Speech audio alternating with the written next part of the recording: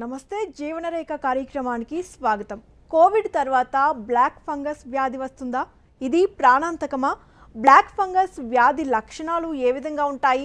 Black fungus చికిత్స కోసం ఏ specialist అవసరం ఉంటుంది? ఆలస్యం అయితే దుష్పరిణామాలు ఎలా ఉంటాయి? ఏ విధమైన చికిత్స తీసుకోవాలి? ఇలాంటి విషయాలను తెలియజేయడానికి Avis hospital consultant maxillofacial surgeon doctor Gautam దెందుగౌర్ గారు ఉన్నారు. వారితో మాట్లాడి మరిన్ని విషయాలు తెలుసుకుందాం. అలాగే మీరు కూడా డాక్టర్ గారితో మాట్లాడాలి అనుకుంటే స్క్రీన్పై స్క్రోల్ అవుతున్న నెంబర్స్కి కాల్ చేసి మీ సందేహాలను నివృత్తి చేసుకోవచ్చు. నమస్కారం డాక్టర్ గారు. డాక్టర్ గారు, ముందుగా చెప్పండి, అసలు బ్లాక్ ఫంగస్ అంటే ఏంటి? ఇది ఎందుకు వస్తుంది? సాధారణంగా ఫంగస్ అంటే బూజు.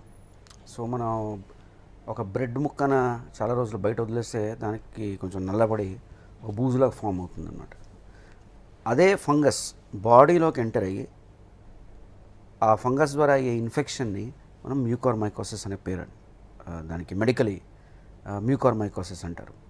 So nothing but fungus affecting the human body. అయితే డాక్టర్ గారు, ఇది కోవిడ్ రోగులకైనా ఇతర వ్యాధులున్న వారికి కూడా వచ్చే అవకాశం ఉందా? ఎటువంటి వారికి ప్రమాదకరంగా ఉంటుంది? మ్యూకోర్మైకోసిస్ అనే వ్యాధి కొత్త కాదండి. ఇది మనం ముందు కూడా చూసాం. షుగర్ చాలా ఎక్కువ ఉన్న వాళ్ళకి, తర్వాత ఏంటంటే కొంచెం అన్హైజీనిక్ కండిషన్స్లో ఉండే వాళ్ళకి ఈ మ్యూకోర్మైకోసిస్ అండ్ ఫంగల్ ఇన్ఫెక్షన్ అవ్వచ్చు. కానీ అది చాలా అన్కామన్, చాలా మటుకు రేర్. ఎందుకంటే ఒక 10 లక్షల పాపులేషన్లో మహా అయితే ఒక 8-10 కేసులు వచ్చేవి. కానీ ఈ మధ్య ఏంటంటే ఈ మ్యూకోర్మైకోసిస్ అండ్ బ్లాక్ ఫంగస్ అనే కేసుని ఇంకా చాలా ఎక్కువ చూస్తున్నాం. ఇన్సిడెన్స్ చాలా పెరిగిపోయింది. 10 లక్షల్లో 8 మందికి వచ్చే వ్యాధి ఇప్పుడు 1,00,000 మందిలో ఒక 20 మందికి వస్తుంది. సో దీని కారణం ఏంటి, ఎందుకు వస్తుంది, దీనికి కరెక్ట్ ట్రీట్మెంట్ ఏంటి, ఇది జాగ్రత్తగా అర్థం చేసుకుని కరెక్ట్ టైంలో ట్రీట్మెంట్ తీసుకుంటే దీని నుంచి పరిష్కారం పొందొచ్చు. అయితే డాక్టర్ గారు, ఇప్పుడు ప్రస్తుతం ఉన్న సిచ్యువేషన్లో ఈ వ్యాధి భయంకరమైందా? భయపడాల్సిన పరిస్థితి ఉందా? తప్పకుండా భయపడే పరిస్థితి ఉంది. ఎందుకంటే ఈ వ్యాధి ఇప్పుడు ఇంత ప్రాముఖ్యత పొందిందంటే దీనికి కారణం కోవిడ్ ఇన్ఫెక్షన్ అవుతున్న పేషెంట్స్కి ఏంటంటే కోవిడ్తో ఏ పేషెంట్లో అయితే కొంచెం షుగర్ లెవెల్ అన్కంట్రోల్డ్ ఉంటుందో, లేక వేరే మెడికల్ ప్రాబ్లమ్స్ అండ్ కోమార్బిడిటీస్ ఉన్నాయో ఆ పేషెంట్లోని హాస్పిటల్లో ఎక్కువ రోజులు ఉండే అవసరం వచ్చి కోవిడ్ పేషెంట్స్కి. సో దానివల్ల కొంచెం స్టెరాయిడ్ ట్రీట్మెంట్, ఎక్కువ స్టెరాయిడ్ డోస్ ఇచ్చి ఆల్రెడీ ఇమ్యూనో కాంప్రమైజ్డ్ అంటే diabetes, sugar, other immunosuppressive కండిషన్స్తో పాటు ఈ హై డోస్ స్టెరాయిడ్ ఇచ్చేటప్పటికి, అంటే ఇప్పుడు ఎందుకు ఇస్తున్నాం అనలేము, ఎందుకంటే ఆ పేషెంట్ అప్పుడు బతికించాలి మనం. కోవిడ్ నుంచి we have to save the patient, కాబట్టి హై డోస్ స్టెరాయిడ్ ఇస్తున్నాం. అదే కాకుండా ఏంటంటే ఈ ఎక్కువ రోజులు ఆక్సిజన్ మీద డిపెండ్ అయిన పేషెంట్లైనా, ఎందుకంటే ఈ పైపింగ్ ద్వారా ఆక్సిజన్ ఎక్కువ డిపెండెన్సీ అయ్యి ఆ పైప్ ద్వారా ఫంగస్ స్ప్రెడ్ అవ్వడం.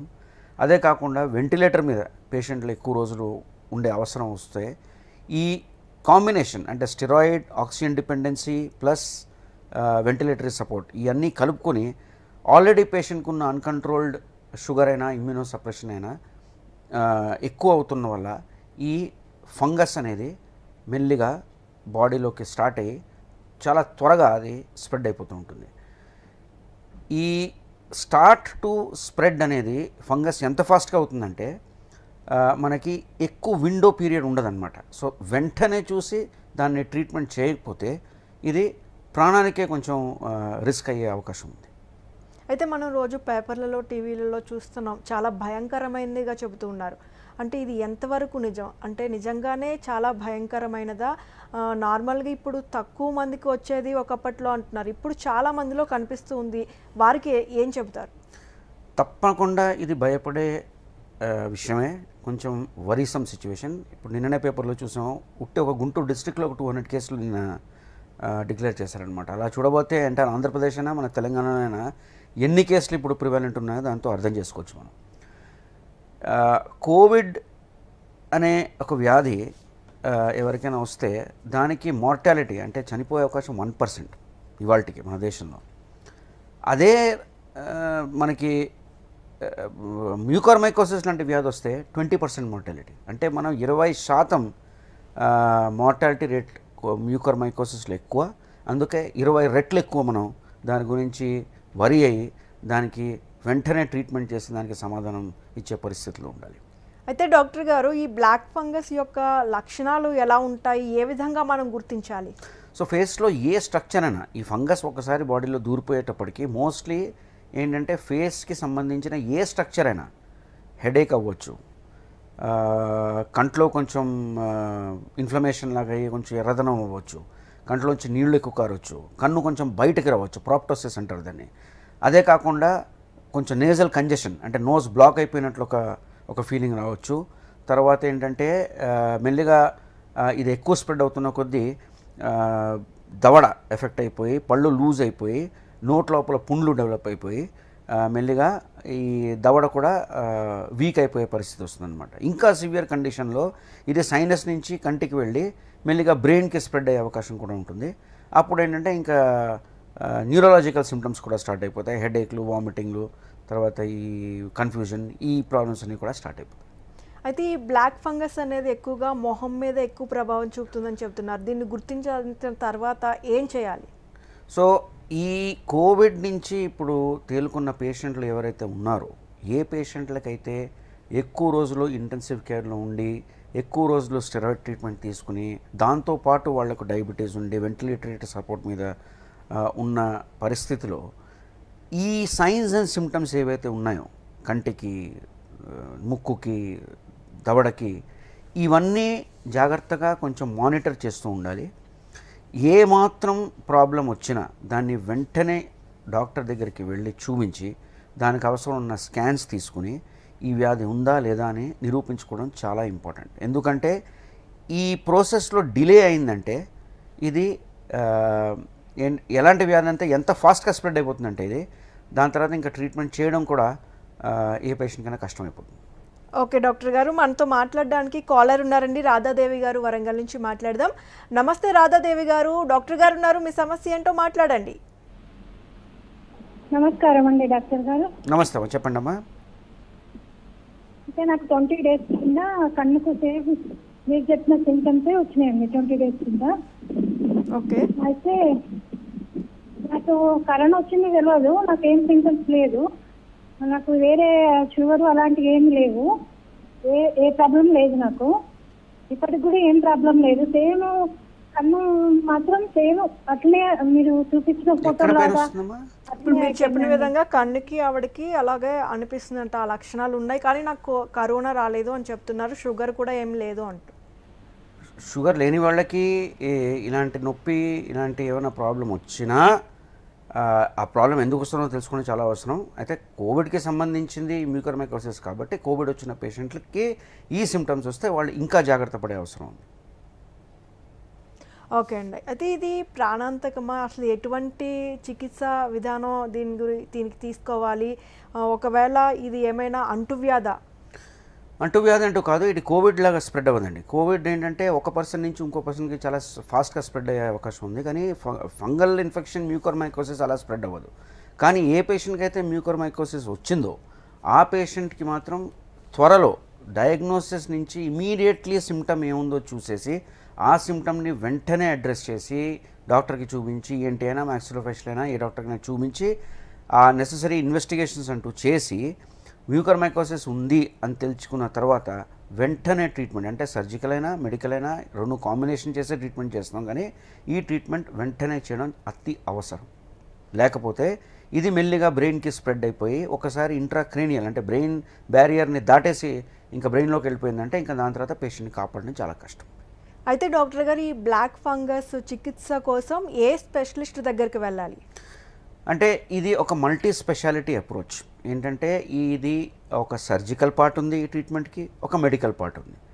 సర్జికల్ పార్ట్ అనేది 3 స్పెషాలిటీస్ మోస్ట్లీ ఏంటంటే ENT surgeons, maxillofacial surgeons and ophthalmic surgeons. ఎందుకంటే ఈ వ్యాధి ఎఫెక్ట్ అయ్యేది మోస్ట్లీ కళ్ళకి, కంటికి, సైనస్కి, తర్వాత దవడకి.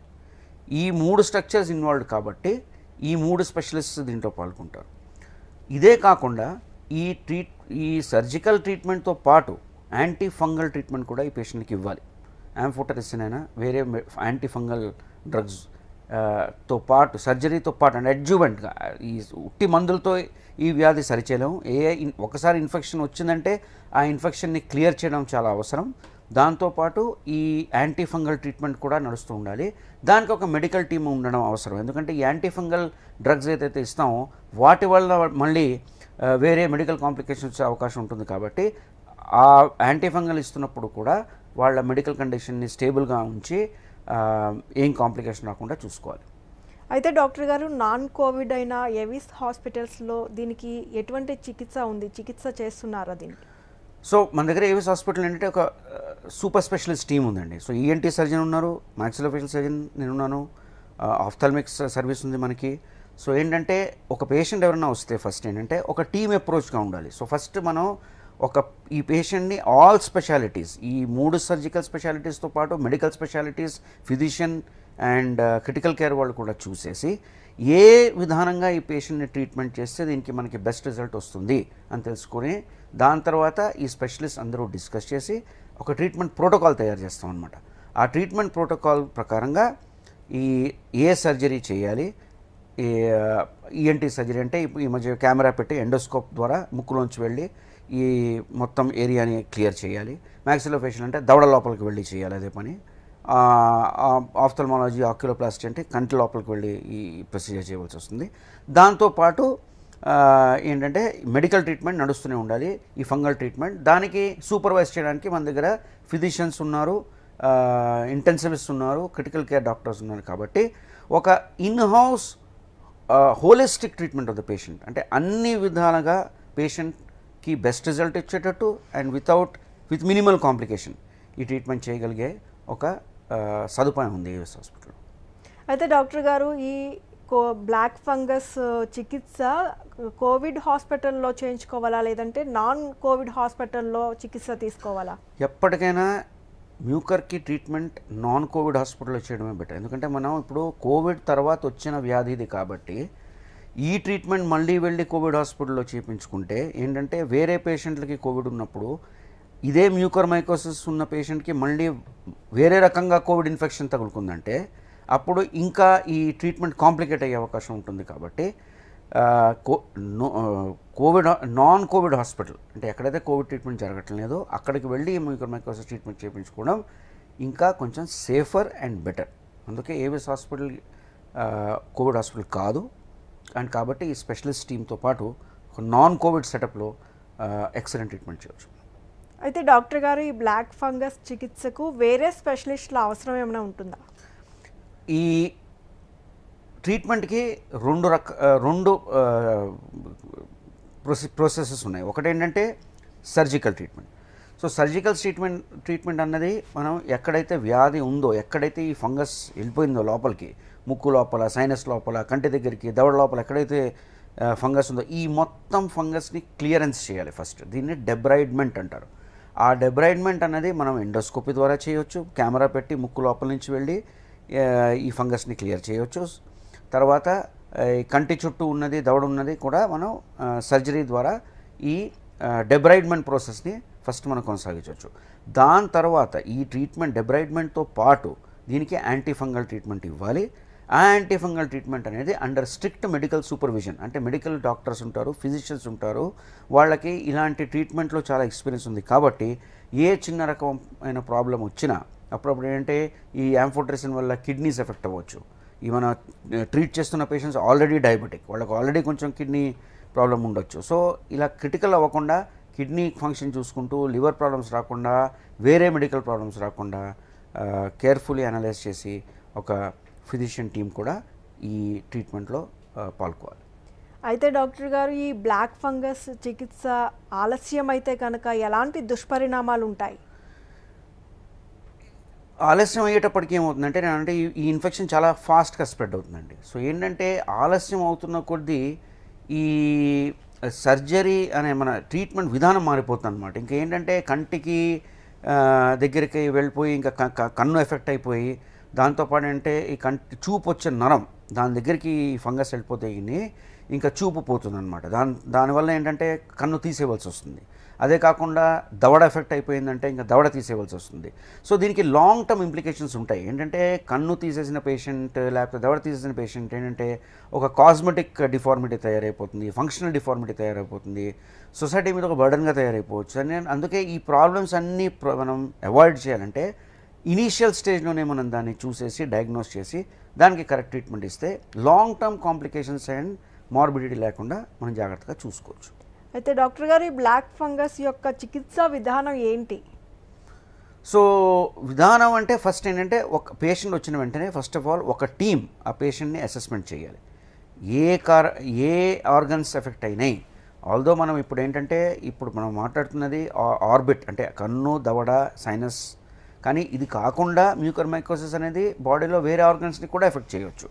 సో ఒక ఫుల్ బాడీ ఒక టెస్ట్ చేసి ఏ ఏరియాస్ ఎఫెక్ట్ అయినాయి చూసేసి, ప్రిన్సిపలీ ఎక్కువ పేషెంట్స్లో ఈ ఏరియాస్ ఎఫెక్ట్ అవుతాయి కాబట్టి కన్ను, ముక్కు, దవడ కాబట్టి దానికి అవసరం ఉన్న ఎంఆర్ఐ స్కాన్లు, సిటీ స్కాన్లు తీసి ఎంతవరకు డిజీజ్ ఉందో చూసేసి ఈ స్పెషలిస్ట్ టుగెదర్ ఒకేసారి ఆపరేట్ చేసి దాన్ని క్లియర్ స్పెషలిస్ట్ సర్జరీ చేసి డెబ్రైడ్మెంట్ క్లీనప్ చేసేసిన తర్వాత ఈ యాంఫోటెరిసిన్తో పాటు అండర్ స్ట్రిక్ట్ మెడికల్ సూపర్విజన్ దానికి ట్రీట్మెంట్ అవ్వాలి.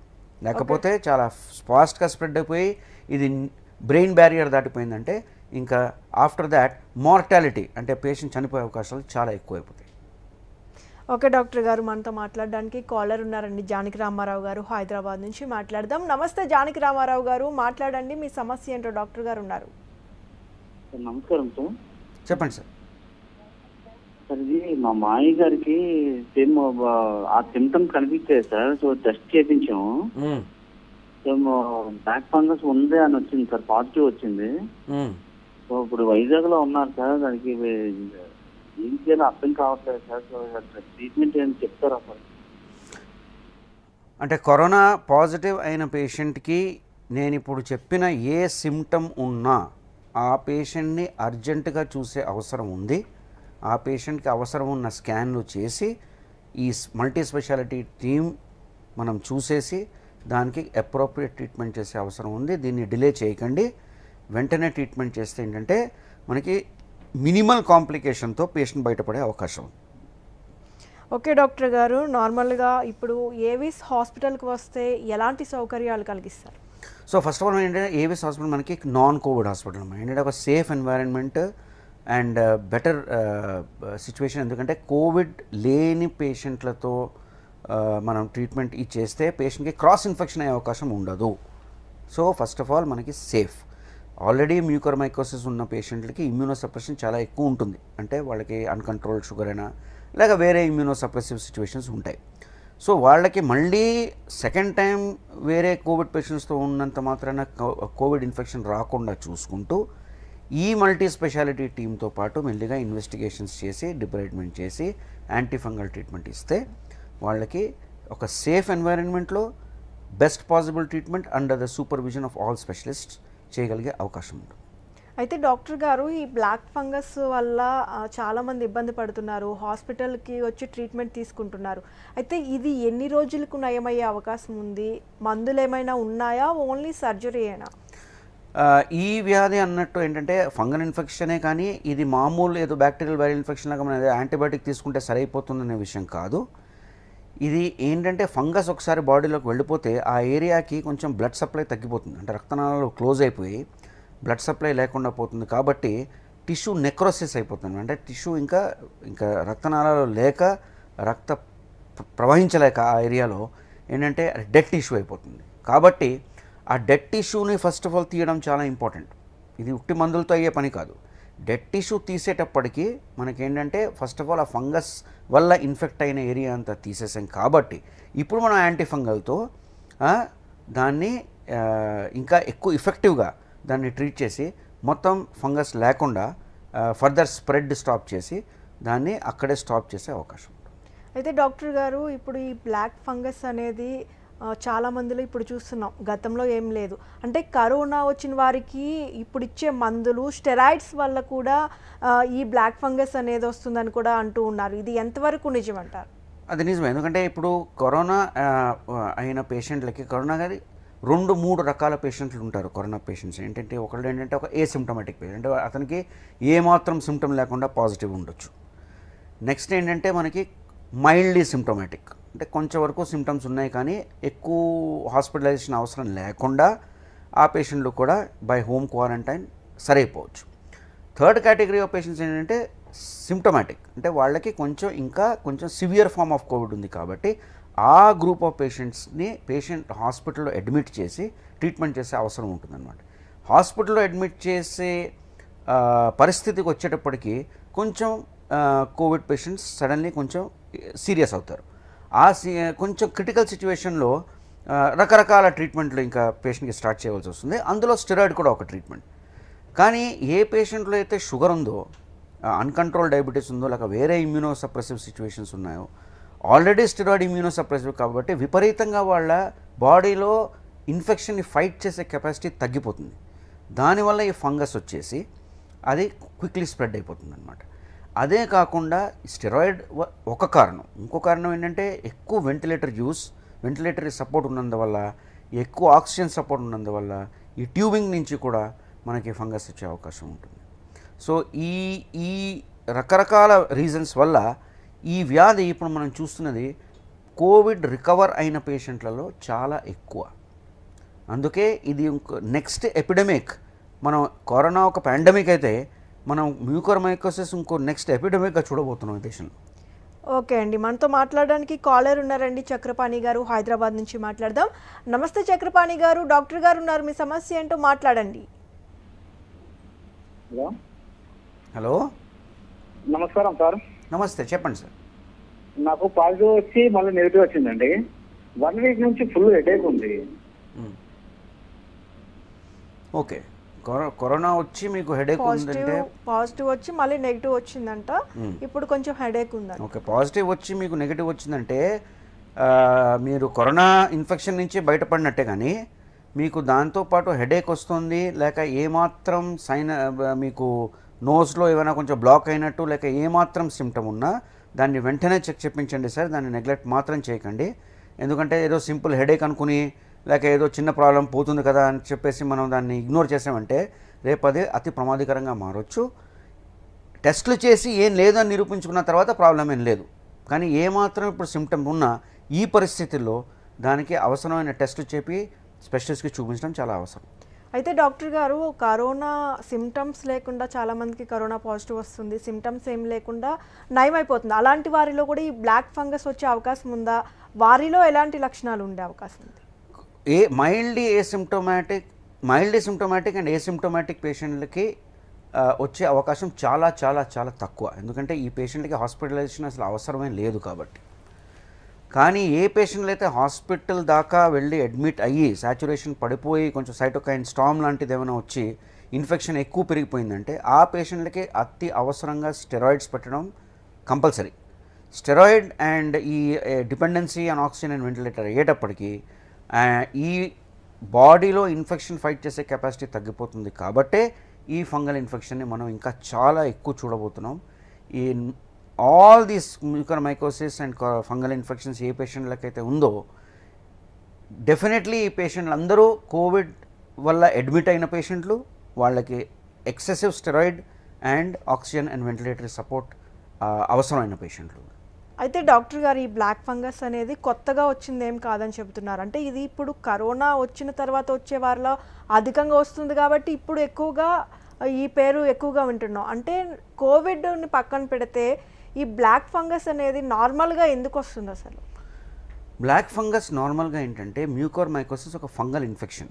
సో అన్కంట్రోల్డ్ డయాబెటీస్, చాలా ఎక్కువ డయాబెటీస్ ఉన్న పేషెంట్కి, లేక ఏమైనా వేరే ఇమ్యూనోసప్రెసివ్ కండిషన్స్ అంటే HIV, లేక లాంగ్ టర్మ్ స్టెరాయిడ్స్ వాడుతున్న పేషెంట్స్కి ఈ వ్యాధి రావచ్చు. కానీ అది చాలా రేర్.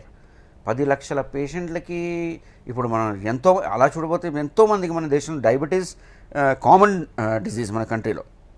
అలాగనే ప్రతి డయాబెటిక్కి బ్లాక్ ఫంగస్ మ్యూకోర్మైకోసిస్ రావట్లేదు.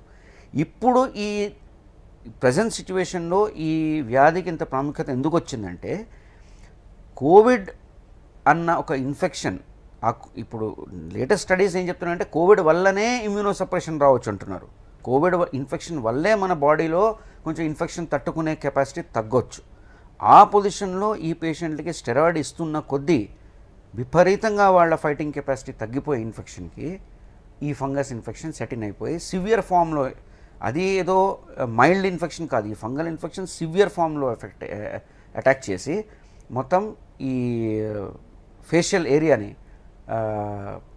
ఇన్ఫెక్ట్ చేసేసి దానివల్ల కొంతవరకు బ్రెయిన్లో కూడా వెళ్ళి మార్టాలిటీ రేట్ ఎక్కువైపోతుంది. ఓకే డాక్టర్ గారు, ఫైనల్గా చెప్పండి, ఏవిస్ హాస్పిటల్లో ఈ బ్లాక్ ఫంగస్కి లభించే చికిత్సా విధానాల గురించి తెలియచేయండి.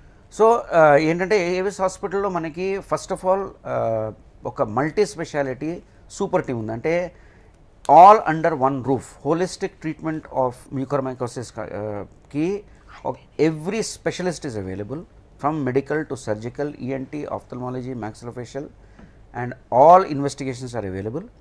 Critical care and physicians and pulmonologists are also available. So all under one roof, అంటే ఒక్క సెంటర్ ఆఫ్ మ్యూకర్మైకోసిస్గా ఉంటూ ఎనీ పేషెంట్కి సర్జికల్ అయినా మెడికల్ అయినా బెస్ట్ పాసిబుల్ ట్రీట్మెంట్ చేసి మనం దాన్ని సక్సెస్ఫుల్గా పేషెంట్కి ఎక్కువ మార్బిడిటీ కష్టాలు లేకుండా ట్రీట్మెంట్ చేసే పరిస్థితిలో ఉన్నాం అన్నమాట. ఓకే డాక్టర్ గారు, అసలు బ్లాక్ ఫంగస్ అంటే ఏంటి, దీనికి ఎలాంటి చికిత్సా విధానాలు అందుబాటులో ఉన్నాయి, ఏవిస్ హాస్పిటల్లో ఎలాంటి చికిత్స అందుబాటులో ఉంది, ఎలాంటి సౌకర్యాలు కలిగిస్తున్నారు, ఇలాంటి విషయాలను తెలియజేశారు. థ్యాంక్ యూ సో మచ్ అండి.